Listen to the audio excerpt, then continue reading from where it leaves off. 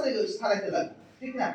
তো এখন আমরা উদ্যোগী হতে লাগবো, এই বছর থেকে আমরা একটা উদ্যোগী হতে লাগবো, আমরা ধানের মধ্যে যে পরিমাণ সার ব্যবহার করবো অ্যাটলিস্ট এর 25% কম ব্যবহার করবো, ঠিক আছে? এটা ব্যবহার করেও যে সাকসেসফুল ফলন পাওয়া যাবে এটার একটা পদ্ধতি আমার কাছে আছে, বুঝলেন নি কেমনে? ঠিক আছে। তো ধান তো সবাই লাগাবেন, ইয়া জ্বালা ফালাই দিছেন নি? ফালাইছেন না? অনেক ফালাইবেন, অনেক তো ফালাইবার সময় হইছে, জ্বালা ফালাই দিবেন। কত দিনে লাগাইবেন? 21 দিন বা 21 দিন 25 দিনের মধ্যে লাগাই দেবেন। আরেকটা কথা চিন্তা করেন, জ্বালা যদি মনে করেন যে জ্বালা কত দিনের জ্বালা লাগাইতে লাগে, এটা মানুষের একটা সিম্পল একটা কনসেপ্ট আছে।